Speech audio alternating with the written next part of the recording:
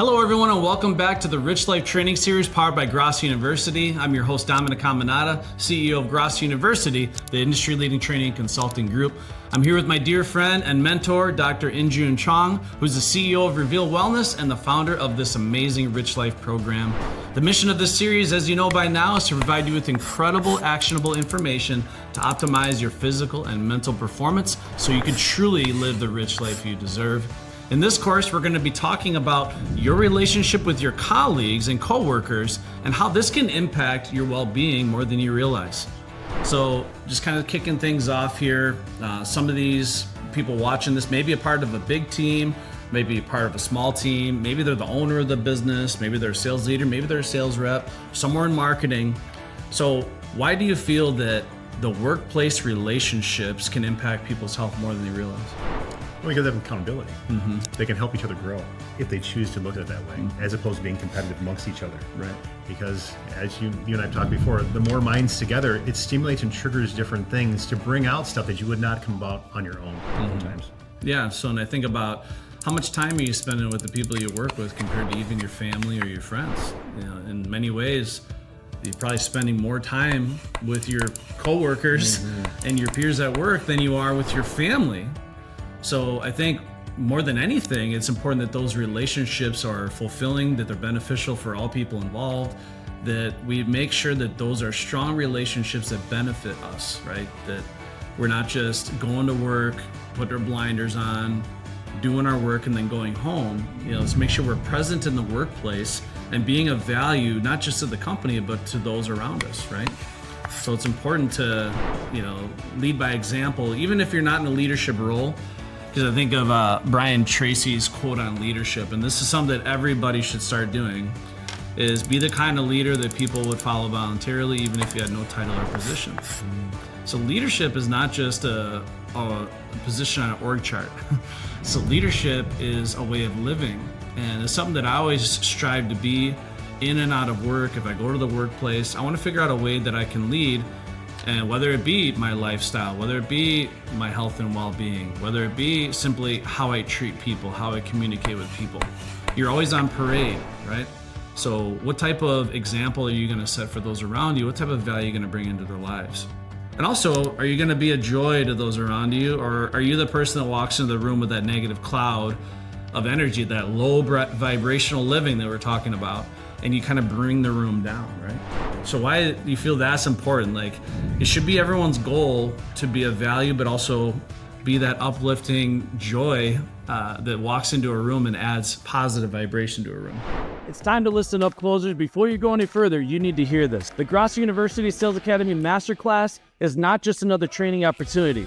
This is the most in-demand, highest-rating sales training program in the history of the home improvement industry. Thousands of sales warriors just like you have gone through this life-changing program taught by our world-class head sales trainer, Daniel Coombsbury, and they are winning more and bigger because of it.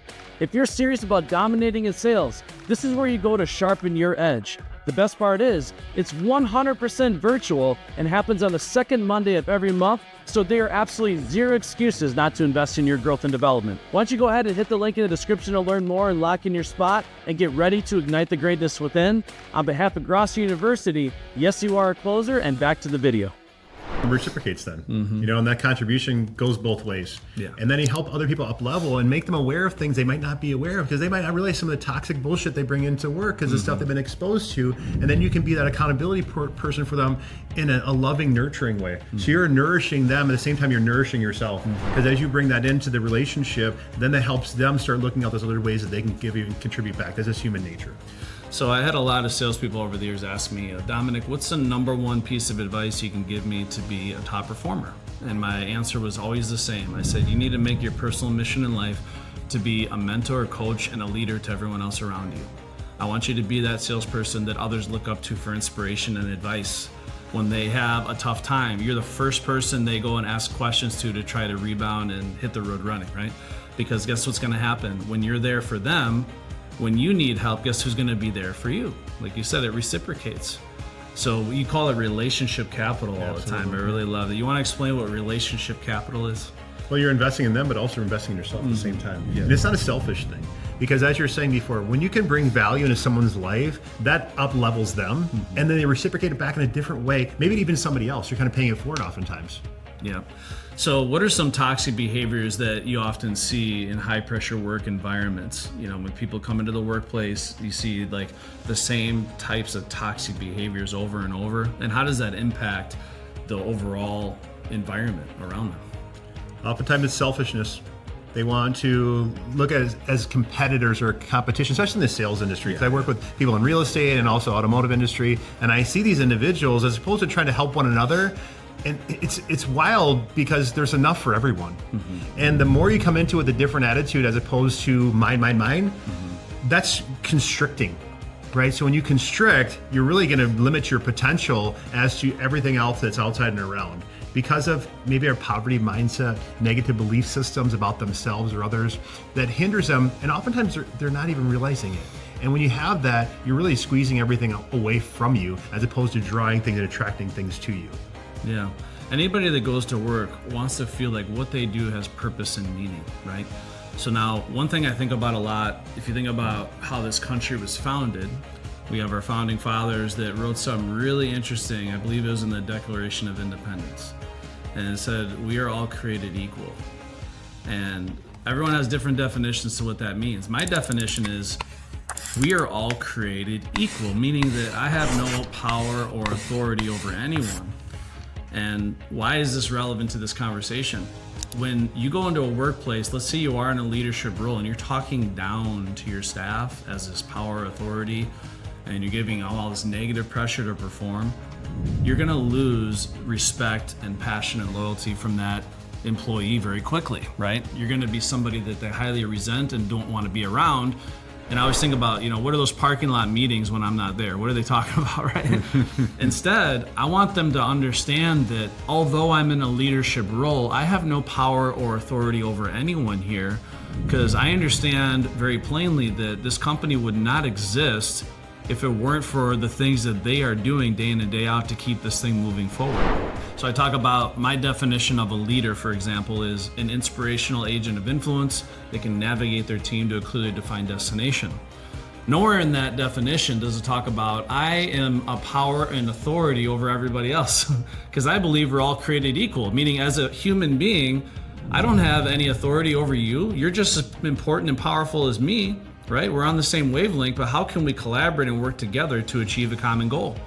So yeah, as a leader, I might be a visionary. I might, you know, chart the course and plan the destination, but ultimately they're the ones driving the ship. They're the ones actually on the steering wheel. So I need to make sure they feel empowered, and they need to feel like what they do has purpose and meaning. So I need to have that level of connection relationship between myself and the people in the workplace. And it's important to remind them and show that recognition. You know, recognition and gratitude and all that stuff is going to mean way more to everyone in your workplace than a paycheck. If all they're doing is coming there for a paycheck, well, they can get that anywhere, right? They say the number one reason today why people will elect to work with you is because your culture and core values. It's also the reason why they'll elect to leave. They could be making $1 million a year, but if the culture and the core values are not in alignment with their personal beliefs and their feelings, if it's not a fulfilling and enjoyable place to work, they're not going to stay. And one of the things that I think is important, especially if you're in a leadership role, is not being afraid to ask for help. One way that I'd make my staff, my employees feel important is asking them for help, because I'm asking their advice. And when they're giving me advice, what do they feel? Like what they know and what they feel is important, because it is, right? And they feel like they're a part of the journey. They're a part of the success, the present and future of what we're trying to build here as a team, as a mastermind group. Teamwork makes the dream work, right? You hear it all the time, the rising tide rises all boats, right? But make sure that your staff, the people around you, you have communication with. Don't be afraid to get vulnerable and ask for help. Make sure that they feel like they're invested into the journey. And make sure you recognize and compliment them along the way, showing that you really appreciate what they're doing and you see them for who they are and what they're doing day in and day out. Because you should feel damn grateful that these people are there. They're spending more time with you than they are with their own family, right? That's quite the commitment they've made to the workplace. And maybe they have to pay their bills, that's fine. But they elected to invest their energy with you. So I want to show that I'm grateful for that. don't take it for granted, and maintain those positive relationships. You know, I wanted to be the type of person that people wanted to work for. They wanted to work with. They respected. There's loyalty there. There's camaraderie. I used to call it camaraderie. I love it. So very, very important. But you know, when you are in a leadership role, you have to reflect for a second. And this is something that not every leader likes to hear, but you have the team, company, and culture that you deserve. You have the company that you built. So for better or for worse, if my team is not hitting their goals, if we're not growing, if we're not doing what needs to be done, that's not an employee issue, that's a leadership issue. So your team and your company is always going to be a mere reflection of who you are, right?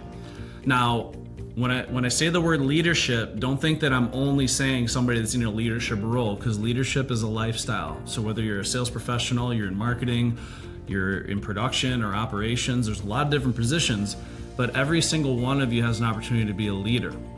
And I promise you that if you can invest in being a leader before it's required of you, you're gonna be promoted to a leadership role faster than anyone else. But it's not being afraid to give back. I call it being selfishly selfless. So I know that the more people I can help get what they want, selfishly, I know that my success is gonna be an inevitable byproduct of that, right? And this is why, like, for me personally in my journey, in my career, why I ever got promoted to being a sales leader and director is because I was a leader before I was required. I just so happened to get great joy and fulfillment off of teaching. I love helping people. I love sharing ideas. I love coaching, teaching. It's something I've always had a passion for.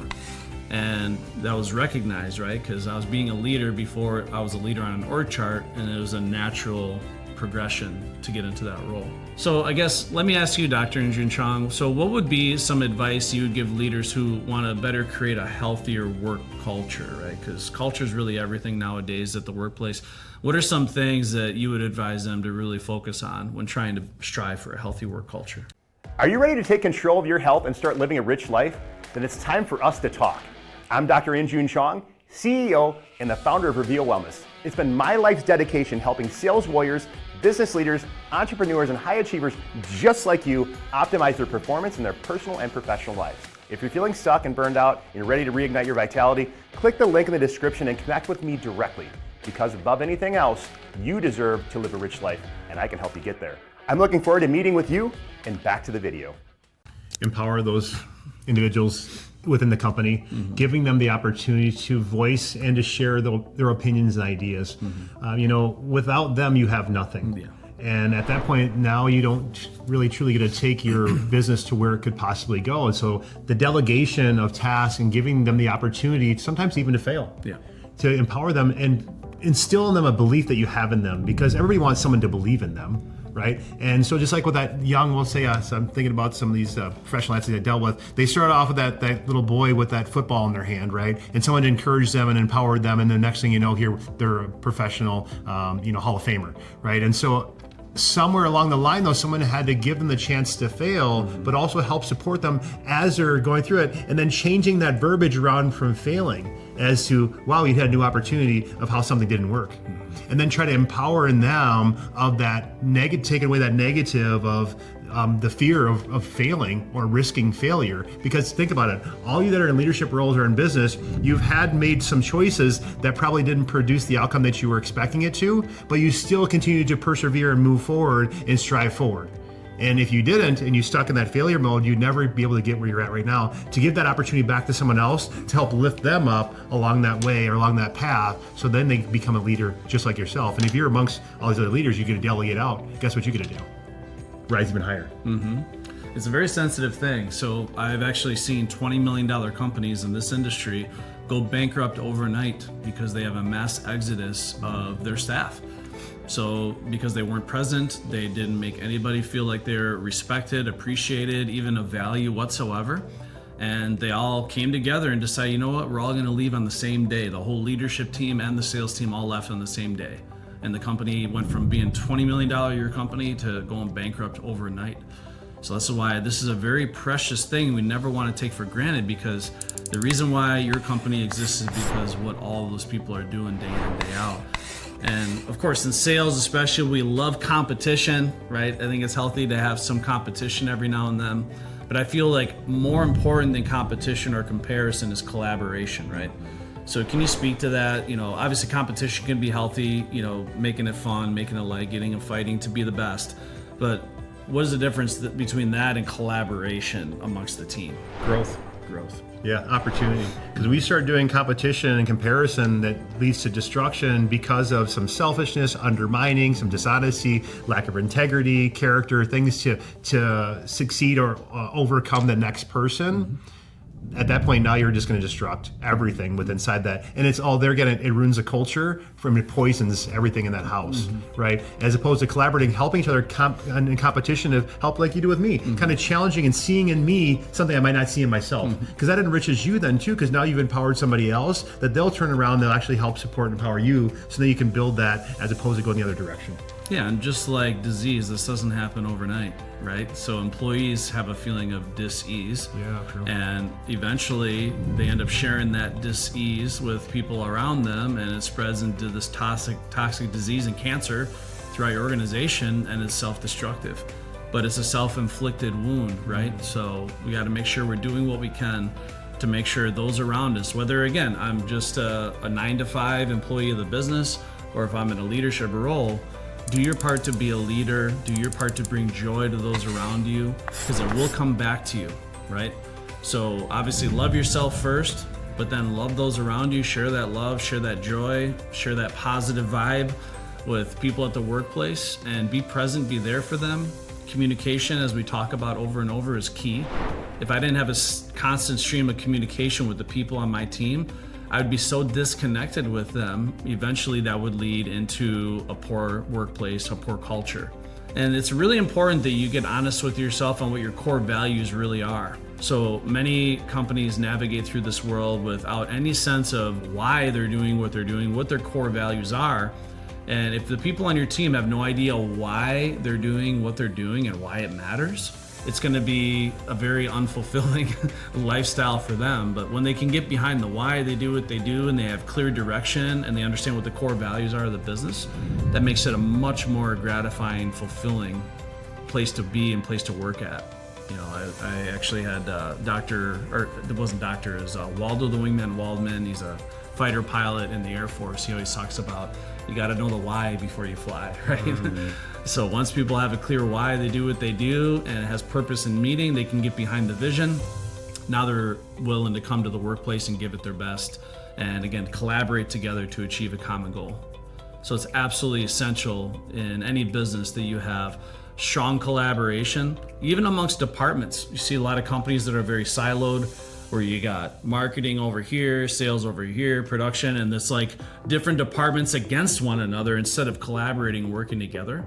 I promise you, the more you can bring the departments together and they can communicate and share maybe even things that they don't like, things they do like, share ideas, and we can grow together as a mastermind group, that's going to slingshot your business forward in ways you can't even imagine. So what are some things a leader can do today to improve their peer relationships? So what are some things that you would advise them to start really being focused on? You enter the workplace as what you do every day. What are some things just to start being more cognizant of when they're communicating with their team? I would say publicly acknowledge and compliment them in front of their peers, because it's inspirational for them, but also it encourages the other ones. They want to be seen too. They want to be acknowledged. They want to be complimented. So they're going to step up oftentimes too, so they get that recognition. And that really shows value, that you're paying attention. You're really observing their actions, their behaviors, and their performance, and that they're being seen. Everybody wants to be seen. They want to be seen. They want to be acknowledged. They want to be, getting approval. Yeah, publicly acknowledging them. And then one thing I also love doing is one-on-one, acknowledging them personally. Just say, get in a room, in an office, or whatever, say, I just want to let you know I appreciate what you do. I see what you're doing here. You're really leading by example. And this company would not be where it is if it weren't for the things you do day in and day out. So publicly acknowledging them and getting them to be recognized, obviously that's one of the best things you can do. And then not being afraid one-on-one to recognize them and give them that pat on the back, right? So how important was that? Like, you're on a team and that coach said, man, you're doing a great job. Sometimes that's all we need. Yeah. Because look at the world around us. In case people don't know, there's a lot of negativity around. There's a lot of, I call it being SNIOP. People are being susceptible to the negative influences of other people, right? Whether it's in the media, the stuff people are consuming day in and day out, the movies that we watch, it's negativity, doom and gloom. Where do you go for support and encouragement and motivation? This is why I always say that one of the most important KPIs in leadership is keeping people inspired, right? So Rick Grosso always instilled in me is like, Dominic, you got to be their cheerleader. You got to build them up, because success resides in the 6 inches between your ears. So your number one mission in life is to make sure that the people on your team have their heads on right, that they're mentally, equipped and encouraged and motivated to go out there and perform. Because if they're not motivated, if they don't believe in you as a leader, if they don't believe in the company, they don't believe in the product, they don't believe in themselves, which is very common, they're not going to be able to go out there and perform at an optimal level. So, and it starts with you recognizing them and you showing how much you appreciate them. And then, of course, you got to give them the tools and resources to succeed. And that's where Grosso University comes in, right? That's what we're all about. We want to provide you with the tools and resources so you can share that with your team and hit the road running and build a sales powerhouse, or obviously optimize your marketing engine, whatever your goals are. But ultimately, if your team doesn't feel valued, if you have destructive, toxic relationships in the workplace, that is going to destroy your company from inside out. And it's a slow, painful death. Sometimes it can be really fast too, but it's something you can be cognizant of. So start getting clear on what your core values are, the why you do what you do. Make sure your team is on board with that vision of why we're doing what we're doing in and day out. And as they're steering the ship and you're charting the course, but they're driving the ship every step of the way. Make sure you compliment them, cheer them on, and recognize what they're doing day in and day out to drive this ship to the destination, because you can't do it without them. That's the fuel. And this is proven in science too, guys. So when you're given acknowledgement, compliment, you're being seen, it releases chemicals within inside that person's body when they receive that. Just think about that. Think about when you heard bad news, how'd that make you feel, right? And it's like an insulin drip, right? It's like that dripping into your bloodstream. It affects every cell in your body. I promise you, we can prove it with science and research. Yep, exactly. You said every thought releases a chemical, and those chemicals are either going to benefit you or they're going to destroy you. And you have the ability to change someone's entire day or life based on how you treat them for that moment. And I promise you, they're not going to be getting that positive feeling really anywhere else in the world right now. So you could be that one place that they go to, that one person they go to get that positive, uplifting, re-energizing momentum back in their life and get their heads on right so they can pursue their rich life for themselves, right?